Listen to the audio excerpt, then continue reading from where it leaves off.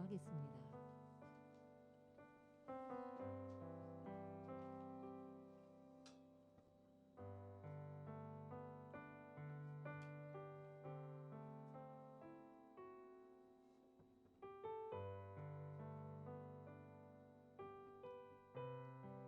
한 해 동안 지켜주신 하나님께 감사드립니다.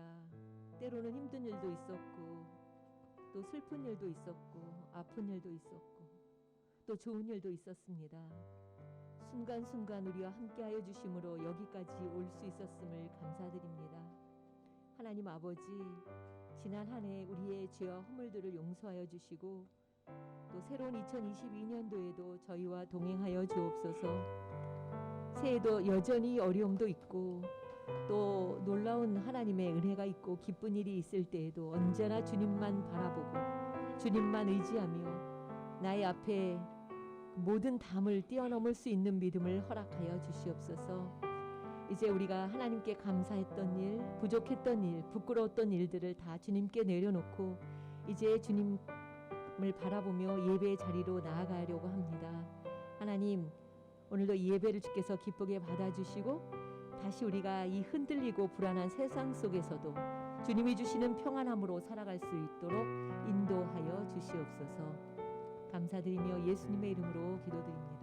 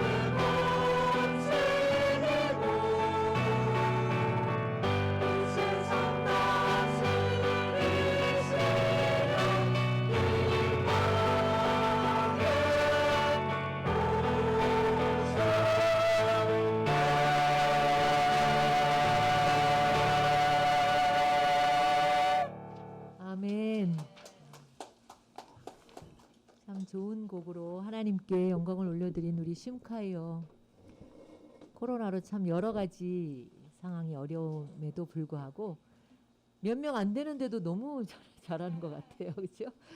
참, 네, 너무나 감사드립니다. 오늘은 2021년도 우리가 드리는 공식적으로는 이제 마지막 예배입니다. 오늘 말씀은 사무엘상 2장 18절에서 20절, 26절의 말씀, 균형 잡힌 인생이라는 제목으로 하나님의 말씀을 가지고 은혜를 나누려고 합니다. 여러분 잘 말씀을 저와 여러분이 이 말씀을 통해서 한 해를 돌아보고 또 우리가 내년에는 어떤 믿음의 삶을 살아야 될지를 돌아보는 귀한 축복의 시간이 되길 바랍니다. 오늘 사무엘상을 보니 사무엘상 바로 전에는 사사기가 나옵니다. 우리가 지난달에 큐티를 사사기를 했죠.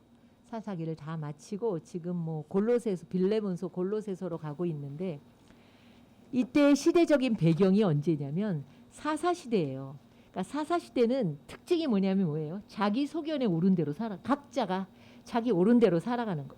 어떤 그 리더가 없었던 거죠. 그 사사시대는 여호수아가 죽고 나서 사울 왕이 세워지기 전까지 그때를 이제 사사시대라고 얘기하는데 그 사사시대의 끝을 향해 가고 있었던 때에 이제 사무엘이 이제 태어나고 또 이제 자라나는 그때의 이 말씀이 오늘의 말씀이 그때의 말씀입니다. 제사장의 이름은 엘리였어요. 그래서 엘리가 무슨 뜻인가 찾아보니까 고상함. 또 엘이 하나님이잖아요. 하나님은 존귀하시다. 이런 이름이었는데 이름값을 못하고 사는 거죠. 성경이 오늘 본문 바로 전에 뭐라고 쓰여 있냐면 그의 아들들의 소행이 악하기 그지없었다. 그러니까 엘리의 아들들은 불량자라. 여호와를 알지 아니하였더라. 이렇게 말씀이 나오고 있습니다. 아니 예배와 말씀 그리고 아침 저녁으로 기도하고 기도의 분향인단에 그 기도의 향을 올리고 또 떡을 올리고 이러는 제사장 집의 아들인데 하나님을 알지 않았다?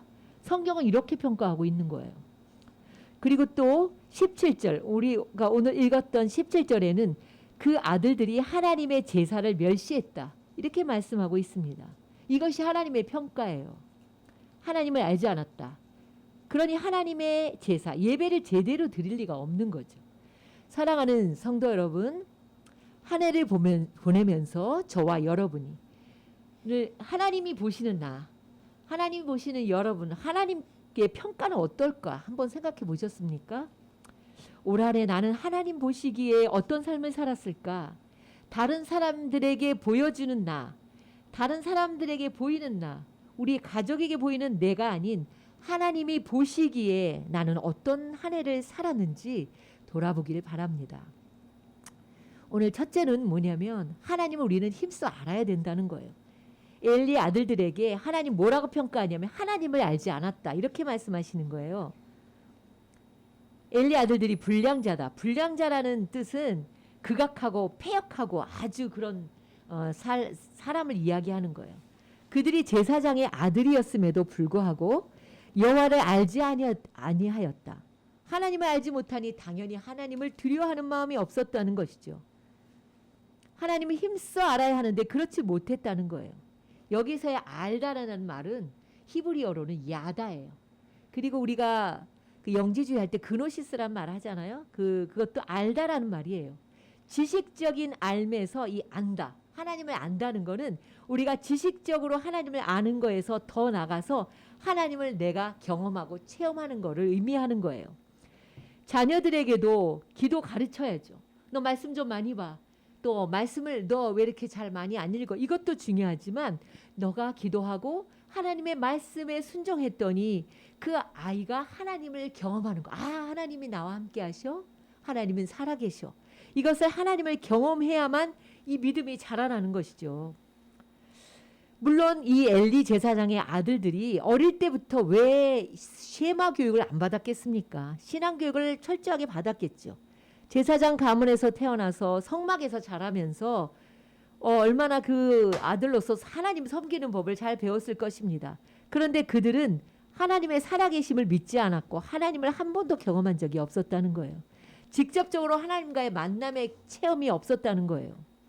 성경의 많은 지식을 알고 많은 의식을 하고 많은 그런 것을 알아도 그래도 정작 하나님과 만남은 1대1의 만남인 거예요. 하나님과 나와의 그 만남에서 하나님을 경험하지 못하면 그것은 하나님을 안다. 이 히브리어로 말하는 야다가 아니라는 거예요.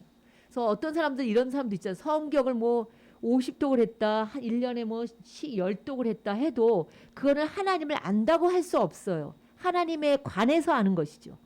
하나님에 관한 지식을 하나님을 안다는 것으로 착각할 때 어떻게 되냐면 바리새인이 되는 거예요.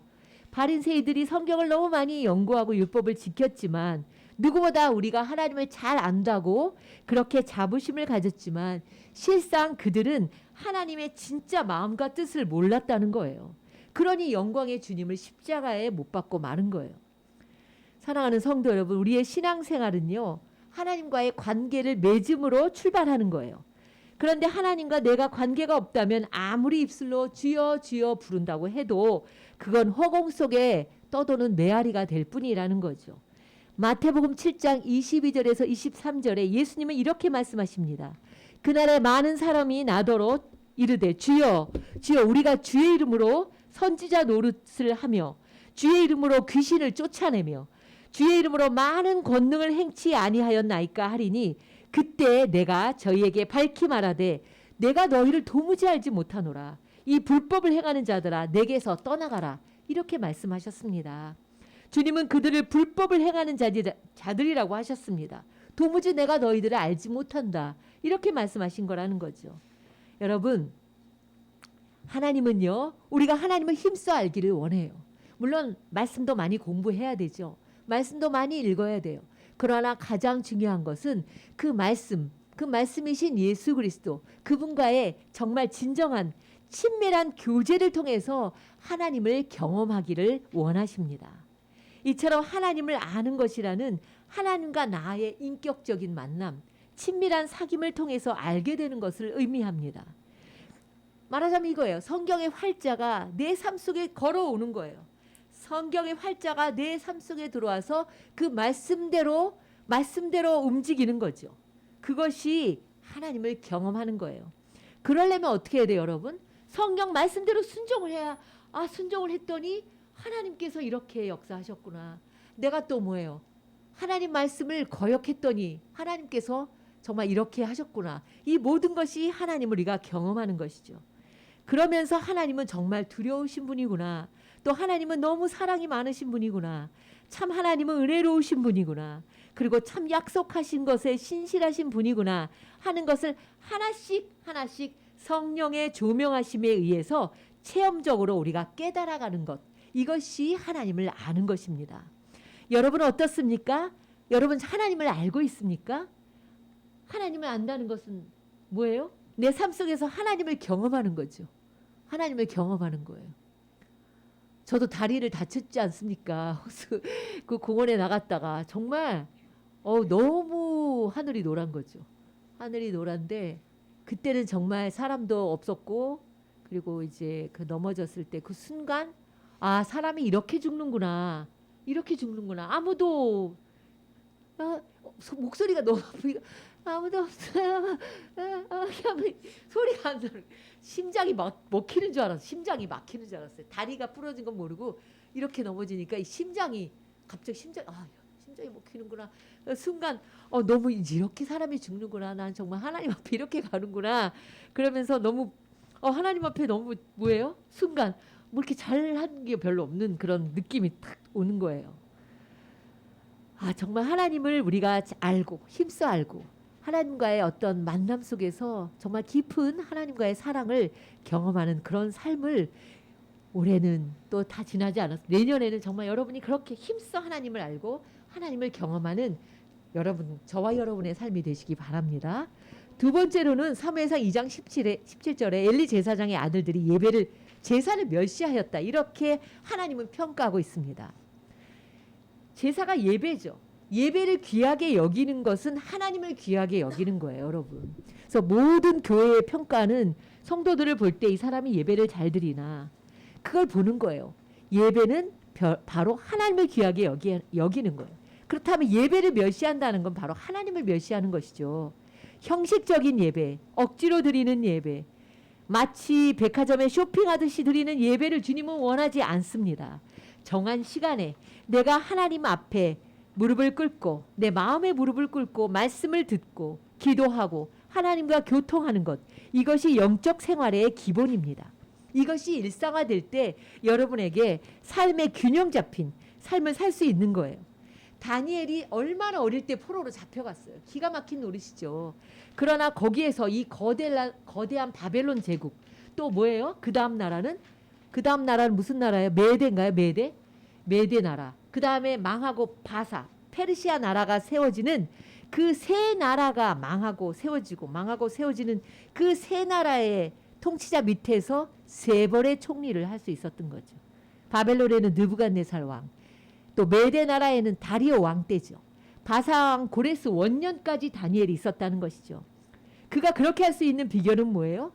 이 사람에게는, 이 다니엘에게는 영적인 균형을 잃지 않았다는 거예요.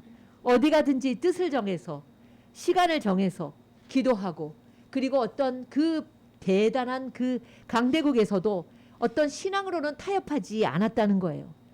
사랑하는 성도 여러분, 어디에 살던 어떤 일을 하던 아무 상관이 없어요. 하나님과 나와의 관계는 어디에 있든지, 내가 감옥에 있으면 또 내가 어디에 있든지, 내가 뭐 초막에 살든 또 내 삶이 어디에 있든지 아무 상관이 없는 거예요.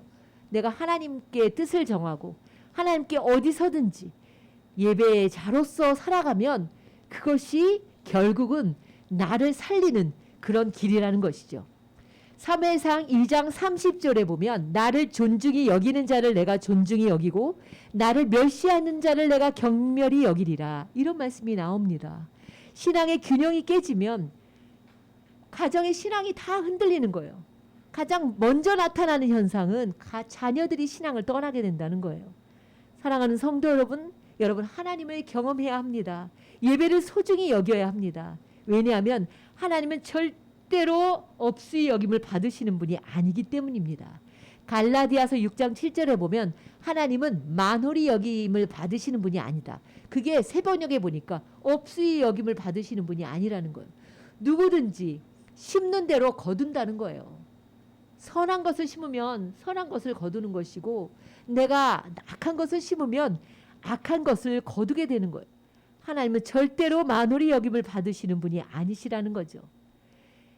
엘리의 자녀들, 그러나 그것은 결국 엘리 제사장을 향한 하나님의 평가였습니다. 엘리 제사장은 어느 순간인가 삶의 균형을, 영적인 균형을 잃어버린 거예요. 사랑하는 성도 여러분, 여러분의 가정에서, 특별히 공동체의 삶에서 누가 신앙의 중심의 역할을 했는지 돌아봐야 합니다. 누구든 어느 가정이든 어려움이 없는 가정이 어디 있습니까? 크고 작은 풍랑이 모두가 밀려옵니다. 우리가 서로 말을 안 해봐서 그렇지 어떤 인생도 어려움이 없고 풍랑이 없는 인생이 없습니다. 제가 살아보니 그렇다는 거죠. 겉보기랑은 다 다른 거예요. 아픔이 있고 말 못할 고민이 있고, 그러나 그 가정에 누군가 신앙의 균형을 잡고 있으면 그 가정은요, 소망이 없는 것 같아도 결국은 소생하게 돼요. 마침내 소생하게 돼요. 자녀들이 막 풍랑을 통해서 어려움을 겪고 넘어지는 것 같고 정말 도무지 안 되는 것 같아도 누군가 한 사람이 신앙의 사람으로 굳건히 세워져 있으면 마침내 하나님께서는 그 가정을 다시금 일으켜 세우신다는 거죠. 그런데 보니까 어느 가정이든 영적인 균형을 잡는 믿음의 가장이 있어요. 그게 엄마일 수도 있고 때로는 할머니일 수도 있고 때로는 뭐 아주 작은 확률이지만 아버지일 수도 있고, 그리고 또 자녀일 수도 있다는 거예요. 오늘 본문에 등장하는 사무엘에게는 이 사무엘의 영적인 균형을 잡고 있는 사람이 누구였어요?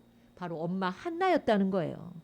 하나님은요, 목사냐 권사냐 장로냐 이걸 보지 않아요. 그 가정에 누가 영적으로 살아있느냐 이거를 보는 거지. 우리는 자꾸, 물론 중요하죠. 직분이 중요하지만 그러나 하나님이 보시는 기준은 다르다는 거죠.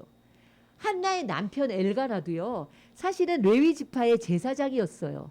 물론 에브라임 산지에 살고 있었어요. 그러나 그건 레위 지파에게 준 성읍에서 살고 있었던 것이지, 역대상 6장에 보면은 그 레위 지파 고핫 자손의 후손이었다는 것입니다. 그러나 아무리 엘가나가 그 가정의 뭐 제사장이었지만 그 가정의 사실 영적인 중심은 누구였어요? 한나였다는 거예요. 기도의 사람, 신앙의 중심은 한나였다는 거예요. 여러분의 가정에 누가 기도의 사람입니까? 누가 기도의 등불을 끄지 않고 들고 있습니까? 누가 신앙의 균형을 잡고 있습니까? 엘리 제사장은 제사장임에도 불구하고 영적인 균형을 잃어버렸습니다. 형식적으로 제사는 잘 드렸죠. 아침 저녁 기도하고 그리고 떡을 올려드리고 유창의 기도를 드렸지만 이미 마음은 하나님과 멀어져 있었던 겁니다. 여호와의 예배가 멸시를 받는다. 이렇게 하나님은 평가하셨습니다. 얼마 전 인터넷 뉴스를 보니까 우리나라 성도들 잠깐 떴는데 오늘 찾아보니까 없더라고요. 이 코로나가 오면서 수많은 몇십만 명이나 되는 사람들이 신앙을 떠났다. 이런 발표가 있었습니다. 코로나가 오히려 믿음의 사람들에게는 하나님께 더 가까이 가도록 하지만 믿음이 약하고 연약한 사람들에게는 이 코로나가 오히려 믿음을 떨어지어 나가게 하고 등지게 한다는 거예요. 사랑하는 성도 여러분, 우리는 끝까지 하나님께 남는 자가 되어야 합니다. 며칠 전에 제가 그 미래의 종교에 대해서 대담을 하는 것을 잠깐 보게 되었습니다. 캐나다의 오강남 교수님과 서울대 종교학과 교수이신 성혜영 종교심리학과 교수시죠. 성혜영 교수님의 그 대담을 보았습니다. 뭐라고 얘기해요? 미래의 종교는 어떻게 나가야 되느냐. 이것에 대해서 캐나다에서 줌으로 함께 대담을 하는 것을 그 사제지간이라고 하더라고요. 근데 보았는데 굉장히 의미 있는 이야기를 하셨습니다. 지금까지의 종교는 표층적인 종교에 머물렀다면 앞으로는 심층적인 종교로 가야 한다는 거예요. 표층 종교란 뭐예요? 따로예요. 나만. 나 혼자 신앙을 갖는 거고 나를 위해서 기도하고 나 중심으로 신앙생활 하는 거예요. 내 가족, 나. 이렇게 신앙생활을 하는 것이라면 심층적인 종교는 함께라는 거예요. 더불어 상호 의존적이고 그리고 진짜 나를 찾아가는 것, 참 나를 찾아가는 것. 이것을 이렇게 바뀌어야 된다고 얘기를 하는 것이죠. 표층 종교가 애벌레라고 한다면 심층적 종교는 나비로 변형되는 것, 트랜스폼 하는 거라는 거예요. 내가 아닌 우리 공동체, 따라서 종교가 인간에게 주는 가장 중요한 덕목이 뭐냐, 가치는 뭐냐 하는데 그 교수님 뭐라고 해요? 겸손이라는 거예요. 겸손. 그것이 진정한 종교의 미덕이다. 그래서 우리가 컴패션, 긍휼을 얘기할 때 컴패션이 뭐예요? 컴은 뭐예요? 함께죠. 패션은 고통이라는 거예요. 패션 오브 크라이스트 있잖아요. 예수님의 고통. 함께 고통. 그러니까 내가 아닌 정말 우리가 함께 하는 그런 자비의 공동체가 되어야 한다는 거예요. 사랑하는 성도 여러분, 신앙생활을 보면은 마치 그 초보 운전자와 우리가 비유할 수 있습니다. 신앙생활 처음 할 때 어때요? 이제 초보 운전자하고 똑같죠. 초보 운전자와 그리고 이 그 베스트 드라이버와 구별할 수 있는 게 뭐냐면 초보 운전자는 먼저 의자를 뭐예요? 앞으로 확 당겨요. 앞으로 확 당기죠. 그다음 바짝 대고 그다음에 앞만 보고 가요. 절대로 백미러도 못 보고 사이드 미러도 못 보여. 그 절대 볼 수가 없어요. 앞만 보고 가는 거죠. 초보 신앙도 그렇다는 거예요. 앞만 보고 가는 거예요. 다른 사람 볼 수가 없어. 하나님과 나. 그러나 운전도 능숙해지면 어때요? 의자도 좀 뒤로 빼죠. 그리고 앞도 보고 뒤도 보고 그리고 백미러 사각지대도 보고 사이드 미러도 보면서 운전을 여유 있게 하게 되는 것이죠. 이게 바로 신앙생활도 그렇다는 거예요. 우리가 초보 신앙일 때는 하나님 앞에 나만 보고 가는 거죠. 그러나 이제 믿음이 더해지고 이제 성숙한 믿음의 사람이 되면 나도 보지만 뒤도 보고 옆도 보고 그리고 모든 보이지 않는 사각지대까지 이제 보게 되는 것이죠. 그래서 우리가 앞으로의 신앙은 정말 이런 방향으로 나가야 한다. 미래의 종교는 함께라는 거죠. 더불어 공동체가 중요하다. 이런 이야기를 하고 있습니다. 엘리의 아들들이나 사무엘은 똑같은 환경에서 자랐어요. 그러나 너무나 달랐다는 거죠. 거룩한 하나님께 예배를 드리는 과정에서도 엘리 두 아들은 늘 죄악을 일삼았어요. 말로 담을 수 없는 죄악을 일삼았습니다. 어린 사무엘에게도 부추겼겠죠. 야, 너도 갈비살 좀 먹어. 야, 너도 갈비 좀 먹어. 이렇게 했겠죠. 그러나 어떻게 이렇게 부패하고 만연한 실로에서 사무엘이 꿋꿋하게 하나님만 섬기며 유혹에 물들지 않을 수 있었겠습니까? 그건 바로 그의 뒤에 배후에서 언제나 기도하는 그런 어머니 한나가 있었기 때문이죠. 한나에게 사무엘이 얼마나 귀한 아들이에요. 그러나 1년에 딱 한 번만 보러 올라왔어요. 실로에. 얼마나 보고 싶었겠어요. 그러나 그 에봇을 1년 내내 기도하며 만들어서 그 에봇을 대제사장이 입는 겉옷 아니에요. 어릴 때도 그 에봇 하나를 1년 동안 짜가지고 그거 한 번 전해주러 온 거예요. 한 번만 봤다는 거죠. 얼마나 보고 싶었겠습니까? 그러나 신실하신 하나님은 그 한나의 마음을 아셨어요. 오늘 우리가 읽은 말씀에서 보면 그래서 하나님이 그 사무엘을 드렸더니 몇 남 몇 녀를 주셨어요? 3남이녀를 주셨다는 거예요. 3남이녀를. 하나님은요 우리 마음을 아세요. 주님 우리에게 받기만 하는 분이 아니에요. 오히려 몇 배로 돌려주세요. 한나가 외로울까 봐 그 귀한 아들을 하나님께 드리니까 하나님께서 그 마음을 돌아보시고 3남이녀를 주셨어요. 몇 배를 주셨어요? 하나를 드렸더니 다섯 아들 딸을 주신 거죠. 한나를 절대로 외롭게 하지 않으셨어요. 사랑하는 성도 여러분, 여러분의 가정에 누가 신앙의 중심입니까? 그 중심이 흔들리면 그 균형이 다 깨지게 되는 거예요. 엘리는 가장으로서 그 영적인 가장으로 중심을 잡지 못했습니다. 그러나 한나는 비록 사무엘을 1년에 한 번밖에 보지 않았음에도 늘 기도하면서 그 영적인 중심을 잡았던 것이죠. 이 신앙의 어떤 그 중심을 잡고 가는 일에는 때로는 외롭습니다. 그리고 또 때로는 결단이 필요할 때도 있습니다. 그러나 하나님은요 그 사람을 보시고 복을 주시는 거예요. 모두를 다 보는 그 사람을 보시고 복을 주시는 거예요. 공동체에도 마찬가지입니다. 때로는 그 한 사람을 보시고 그 공동체에 하나님께서 기름을 부어주시 성령의 기름을 부어주시는 거예요. 그 가정에서도 그 한 사람을 보시고 하나님께서 은혜를 주시는 거예요. 여러분이 하나님과 사람 앞에 은총을 받고 기중이 여김을 받기 원하십니까? 그렇다면 먼저 하나님 앞에 자라나야 되겠죠. 오늘 사무엘의 그 성숙과 성장을 보여주는 동사가 반복해서 나오고 있습니다. 자라니라. 점점 자라매. 점점 자라매 여호와와 사람들에게 은총을 더욱 받더라. 사무엘상 2장 26절에 이렇게 말씀하고 있습니다. 사무엘은 점점 자라면서 하나님뿐만 아니라 사람에게도 은총을 받았다는 거죠. 사무엘상 3장 19절에 보면 사무엘이 자라매 여호와께서 그와 함께 계셔서 그 말이 하나도 땅에 떨어지지 않게 하셨대요. 사무엘에게 어떤 능력을 주셨냐면 말의 능력, 말의 감화력을 주신 거예요. 그가 하는 모든 말이 하나도 땅에 떨어지지 않고 다 이루어지도록 하셨다는 거예요. 사랑하는 성도 여러분, 여러분의 신앙이 자라나고 있습니까? 여러분의 신앙 인격도 자라나고 있습니까? 가장 기본은 하나님을 경외하는 것에서 출발합니다. 여러분이 지혜를 얻고 싶으십니까? 그렇다면 하나님을 경외하는 것, 2022년도에는 하나님을 경외하는 것, 이 경외하는 것부터 시작을 해야 합니다. 잠언서 9장 10절에 보면 여호와를 경외하는 것이 지혜의 근본이요 거룩하신 자를 아는 것이 명철이니라. 잠언 1장 7절에는 여호와를 경외하는 것이 지식의 근본이거늘 미련한 자는 지혜와 훈계를 멸시하느니라. 이렇게 말씀하고 있습니다. 그러나 우리가 결국은요 자라나게 하시는 주체는 하나님이신 거예요. 우리는 끊임없이 심고 물을 줄 뿐입니다. 그래서 자라나는 것은 오직 주님이 하시는 거예요. 근데 그 자라나는 것이 심는 사람이 없고 물을 주는 사람이 없으면 어떻게 자라날 수 있겠어요. 그래서 고린도전서 3장 6절에서 7절에 보면 바울이 뭐라고 말씀합니까? 나는 심었다. 아볼로는 물을 주었다. 그러나 자라나게 하시는 분은 하나님이시다. 그러니 심는 이나 물 주는 이는 아무것도 아니로되 오직 자라나게 하시는 분은 하나님뿐이다. 이렇게 말씀하고 있습니다.